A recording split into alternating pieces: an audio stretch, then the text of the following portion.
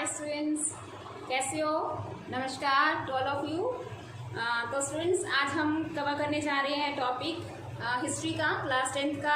Very important topic है तो history का, बट आई थिंक सभी को लगता है कि हिस्ट्री बहुत बोरिंग होती है, बट अगर आप उसको प्रॉपरली, ठीक है, एक इवेंट्स वाइज याद करोगे तो आई थिंक सो आप उस टॉपिक को कभी भी भूल नहीं पाओगे। तो हम इसको थोड़ा सा इंटरेस्टिंग वे से करने की कोशिश करेंगे। टॉपिक है हमारा that is nationalism in India.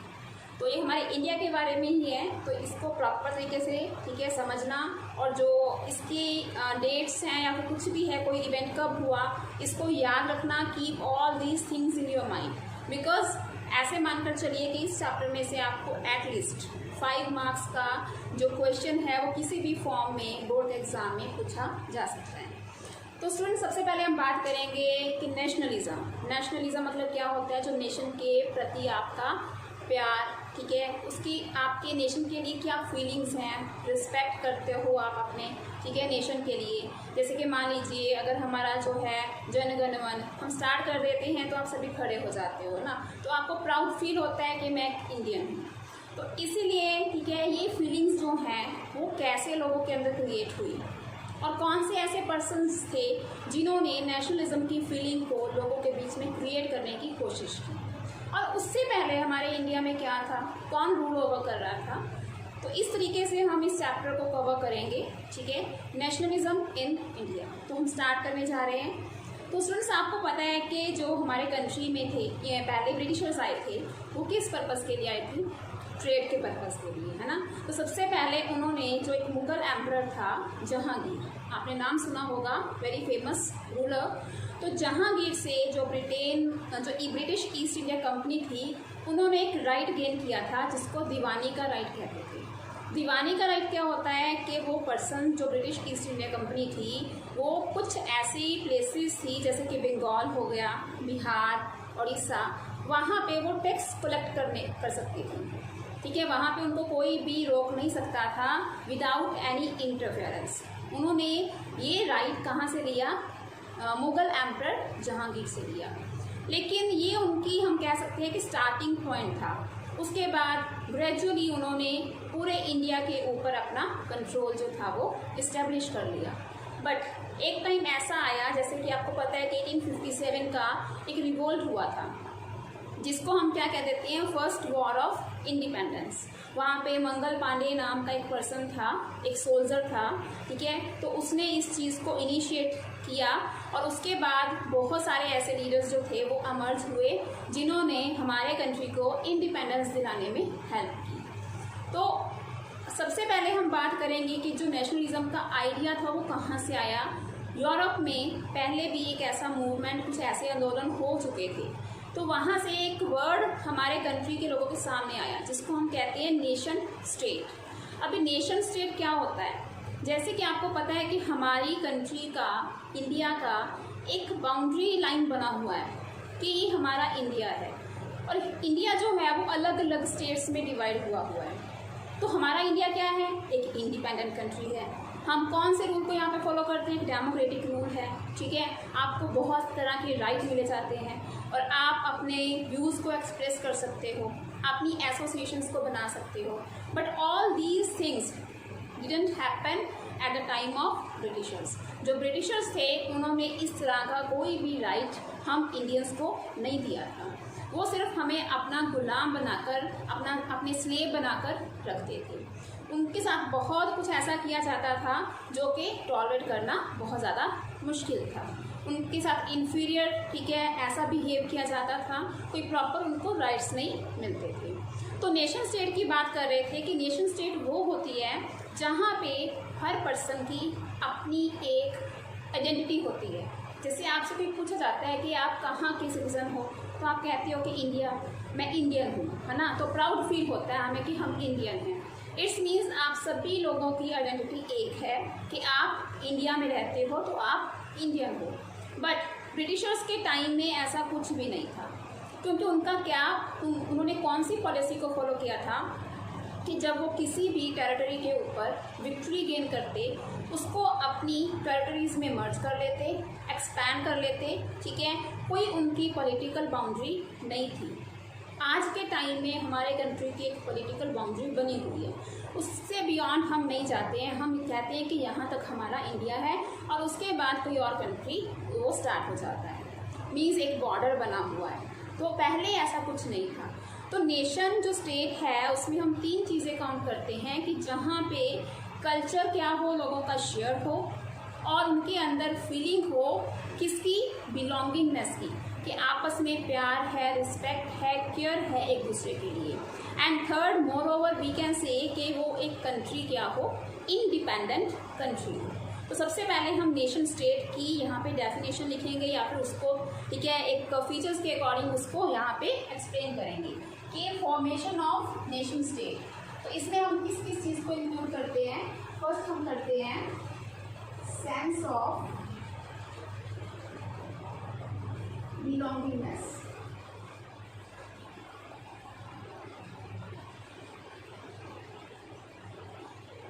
And second हम इसमें करते हैं शेयर कल्चर, एंड थर्ड हम काम करते हैं कि वो कंट्री क्या होता है, इंडिपेंडेंट।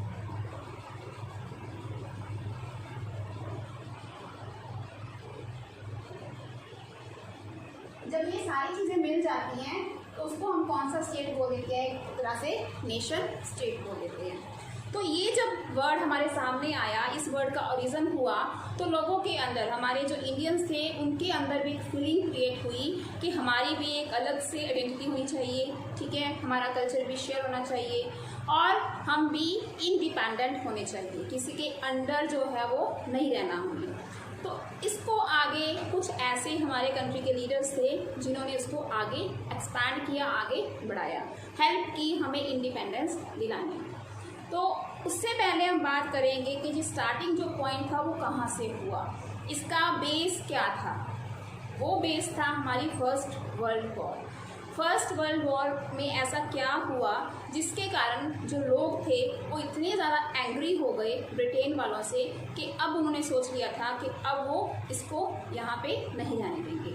तो आपको स्टूडेंट्स पता है कि जो फर्स्ट वर्ल्ड वॉर थी ये कब लड़ी गई थी। It was fought between 1914 to 1918। तो उस टाइम में आपको पता है कि जो ब्रिटिशर्स थे या ब्रिटेन वाले थे वो हमारे कंट्री के ऊपर भी रूल कर रहे थे, दोनों तरफ से थे। हमारी इंडिया फर्स्ट वर्ल्ड वॉर में इन्वॉल्व नहीं थी, बट कौन इन्वॉल्व था, ब्रिटेन जो कि हमारे कंट्री के ऊपर रूल कर रहा था। तो उन्होंने क्या किया, अपनी वॉर का एक्सपेंडिचर हम कह सकते हैं बढ़ाने के लिए या उसको कोप अप करने के लिए, पूरा करने के लिए क्या करना शुरू कर दिया, हमारे इंडियंस के ऊपर टैक्स जो था वो इंक्रीज करना शुरू कर दिया, ताकि वो क्या करें, उस इंक्रीज टैक्स की अमाउंट को किसके ऊपर खर्च कर दे, अपने वॉर के ऊपर खर्च कर दे। जब टैक्सेस की अमाउंट इंक्रीज होती है देन ऑब्वियसली जो गुड्स की प्राइसेस होती हैं वो भी इंक्रीज हो जाती हैं। अब जब गुड्स की प्राइसेस इंक्रीज होंगी तो उसका जो नेगेटिव इम्पैक्ट है वो किसके ऊपर पड़ेगा, ऑब्वियसली कॉमन पीपल के ऊपर। और साथ ही साथ में वहाँ पे कुछ ऐसी कंडीशंस आ गई थी, इकोनॉमिक और पॉलिटिकल कंडीशंस आ गई थी, जैसे कि फेमाइन हो गया, ठीक है, एपिडेमिक्स हो गया, और वहाँ पे सोल्जर्स को फोर्सली रिक्रूटमेंट करना शुरू कर दिया वॉर में। जो नहीं चाहते थे उन सबको भी उन्होंने बोला कि वहाँ पे आर्मी को ज्वाइन करो। तो ये सारी चीज़ें मिलकर लोगों के अंदर बहुत ज़्यादा रोष जो था अगेंस्ट द ब्रिटेन फैल गया और अब वो उनको वहाँ से निकालना चाहते थे। तो मैं 1 बाय 1 यहाँ पे सारे पॉइंट लिख रही हूँ, ठीक है। इसको इवेंट वाइज जो है आप फ्लो चार्ट फॉर्म में अपनी नोटबुक्स में नोट डाउन कर सकते हो।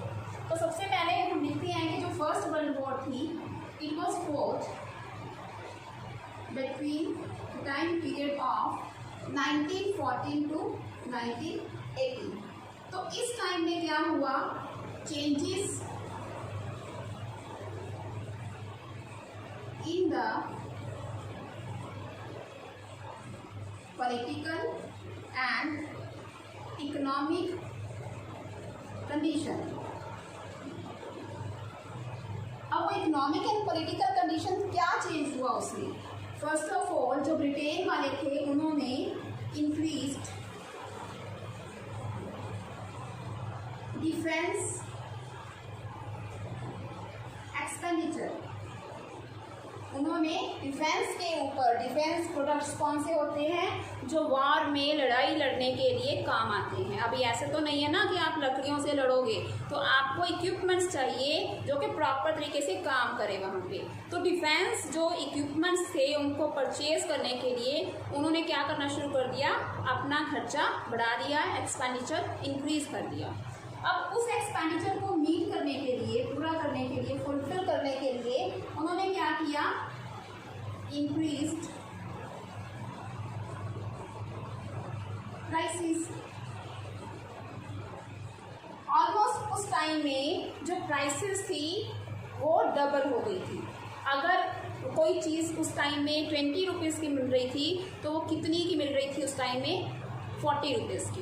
मीन्स इतनी ज़्यादा प्राइस इंक्रीज हो गई कि जो कॉमन पीपल थे they were not able to complete their basic needs. उनको खाने के लिए, रहने के लिए, कपड़े पहनने के लिए प्रॉपर तरीके से नहीं मिल रहे थे। तो प्राइसेस इंक्रीज हो गए और उन्होंने लोन्स भी देने शुरू कर दिए दूसरे कंट्री से। अब प्राइसेस इंक्रीज होंगी देन क्या होगा, ठीक है, जो लोग हैं वो अपना खाना प्रॉपर तरीके से नहीं खा पाएंगे। और दूसरा उसके साथ उन्होंने क्या किया, forced recruitment.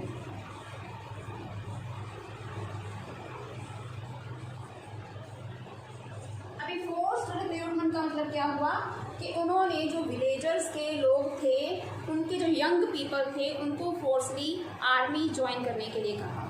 They were not willing, उनको नहीं जाना था आर्मी थे, बट उनको फोर्सली बोला गया कि आप आर्मी ज्वाइन करो और युद्ध में जाकर लड़ो, क्योंकि उनके बहुत सारे सोल्जर जो थे वो मर चुके थे। अब उनको कुछ ऐसे पीपल चाहिए थे जो कि प्रॉपर तरीके से वॉर को हैंडल कर सके।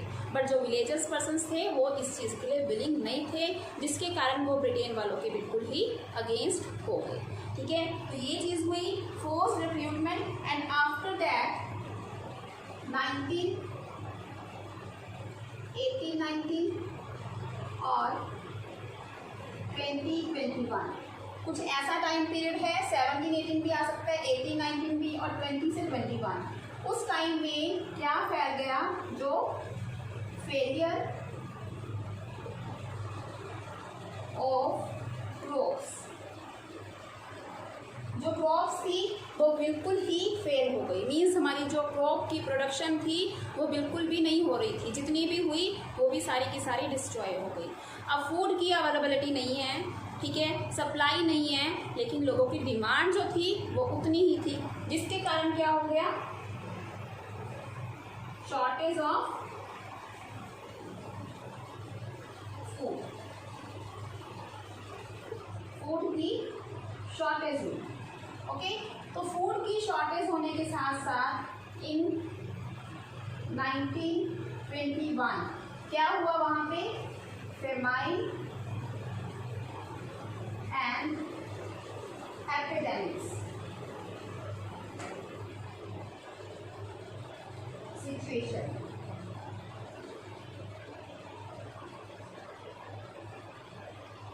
तो फ्रेंड्स वहाँ पे 1921 में एक और प्रॉब्लम आ गई, फेमाइन की और एपिडेमिक। फेमाइन क्या होता है, भूखमरी, जहाँ पे लोगों को एक टाइम का मील भी प्रॉपर तरीके से नहीं मिलता, और साथ ही साथ में एपिडेमिक, महामारी, जैसे कि आज के टाइम की सिचुएशन आपको पता है, कोरोना वायरस के कारण पैंडेमिक हुआ है, ठीक है, जो पूरे हमारे वर्ल्ड में फैल चुका है।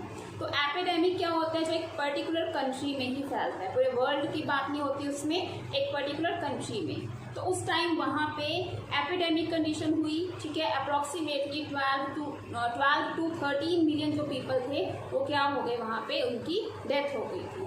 तो ये सब चीज़ों के कारण लोगों के मन में बहुत ही ज़्यादा रोष था।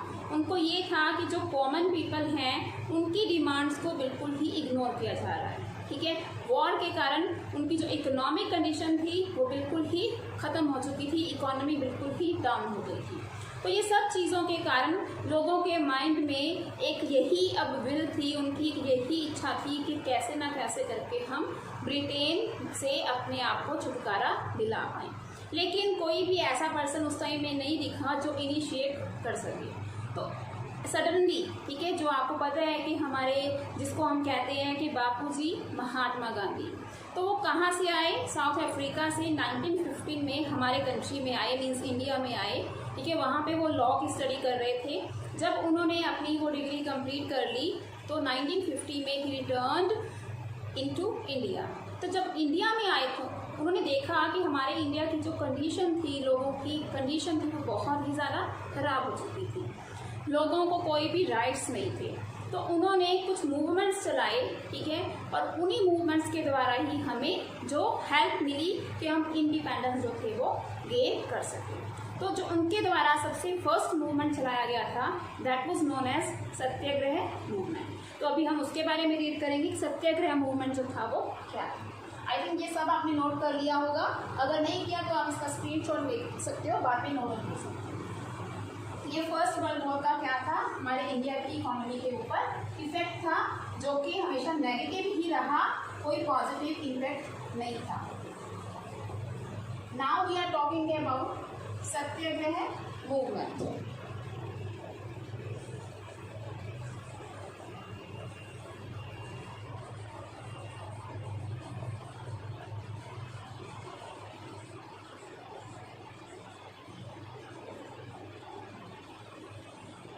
आप सुनो, इसके नेम से ही पता चल रहा है कि सत्याग्रह मूवमेंट, जो सत्य है वो एक हिंदी का वर्ड है, मीन्स जिसका मतलब क्या होता है, सच, ट्रूथ, ठीक है।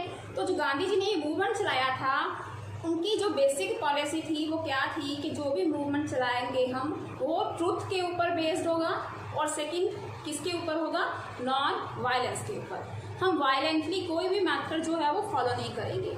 उनको ये ट्रस्ट था कि अगर हम नॉन वायलेंस तरीके से और ट्रूथ को साथ में लेकर कोई भी डिज़ायर करते हैं तो वो ऑब्वियसली क्या होगी, फुलफिल होगी। तो उन्होंने इन दो चीज़ों को अपना बेस बनाकर ऐसे बहुत से मूवमेंट्स जो थे वो स्टार्ट किए थे। जब गांधी जी 1915 में साउथ अफ्रीका से वापस आए तो जब देखा उन्होंने कि लोग बहुत ज़्यादा परेशान थे, तो उनके माइंड में इस मूवमेंट का ख्याल आया। वो कैसे आया, उसके पीछे रीज़न क्या था, क्योंकि जब साउथ अफ्रीका में रह रहे थे तो वहाँ पे रेसिज्म नाम का एक, ठीक है, लोगों के साथ बहुत ज़्यादा डिस्क्रिमिनेशन किया जाता था, मीन्स उनकी रेस के अकॉर्डिंग, उनकी नस्ल के अकॉर्डिंग, जैसे कि वाइट और ब्लैक जो पीपल थे उनका आपस में डिफ्रेंशिएशन होता था, ठीक है। एक को सुपीरियर मानते थे और एक को इन्फीरियर। जो इन्फीरियर थे उनको कोई भी राइट नहीं था, ना ही कोई वोटिंग राइट था, ठीक है। उनके बच्चों को अगर स्कूल में वो जाते भी थे तो वो नीचे बैठते थे,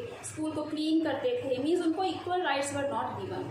तो वहाँ पे गांधी जी ने इस तरह का ही एक मूवमेंट ज्वाइन किया और वहाँ पे क्या हुआ, उनको ये सक्सेस मिली थी।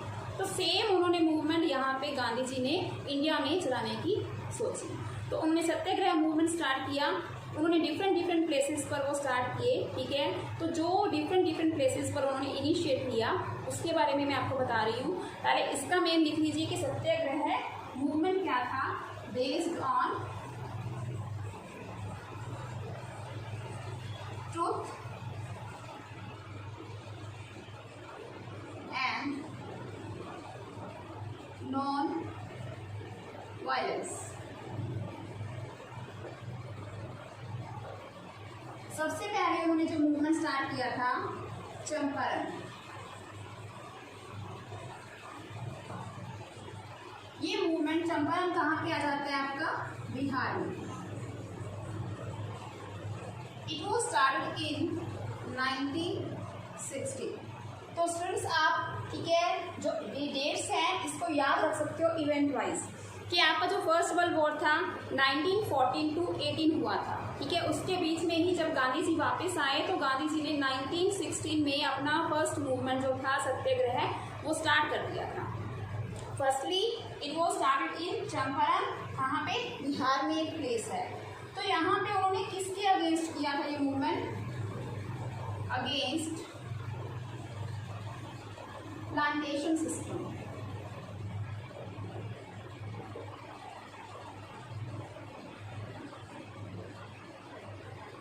अब ये प्लांटेशन सिस्टम क्या था, जो वहाँ के लेबरर्स थे, बॉन्डेड लेबर चलती थी, उनको फोर्सली उन क्रॉप्स को ग्रो करने के लिए कहा जाता था, प्लांट करने के लिए कहा जाता था जिनको वो नहीं करना चाहते थे। एंड मोर ओवर उनको फोर्स किया जाता था कि जब तक उनका प्लांटेशन कंप्लीट नहीं हो पाता, प्रोसेस कंप्लीट नहीं हो पाता, तब तक वो घर वापस नहीं जा सकते। मीन्स चाहे वो 1 ईयर का कॉन्ट्रैक्ट था, चाहे 2 ईयर्स का कॉन्ट्रैक्ट था। मोर ओवर उनकी जो वेजेस थी वो बहुत ही ज़्यादा लो थी। तो इसके अगेंस्ट, ठीक है, गांधी जी ने जो प्लांटेशन वर्कर्स थे वहाँ पे उनके पास गए और उन्होंने उनको क्या किया, थोड़ा सा एनकरेज किया और उन सब ने मिलकर क्या किया, गांधी जी को सपोर्ट किया और सत्याग्रह मूवमेंट वहाँ पे स्टार्ट किया और वो सक्सेस भी हो गया। तो सेकेंड जो मूवमेंट था, उन्होंने सेकेंड प्लेस जो था दैट वाज खेड़ा। जो खेड़ा आ जाता है वो कौन सी स्टेट में आ जाता है, Gujarat. And it was started in 1907। अभी ये किसके अगेंस्ट किया था उन्होंने, जो लेबरर्स थे against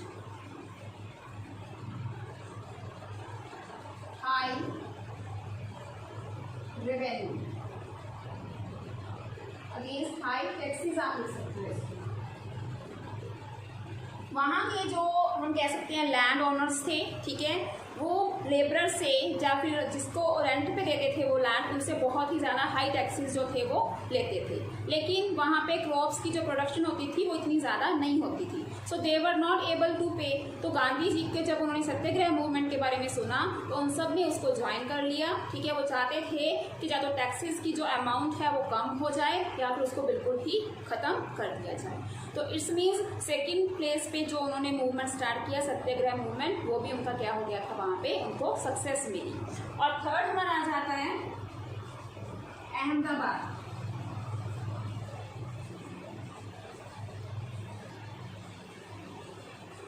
it was also located in Gujarat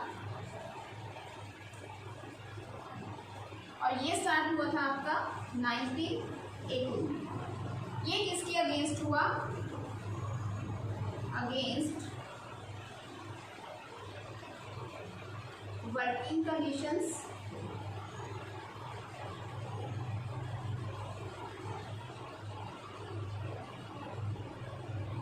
low wages and by the cotton mill workers।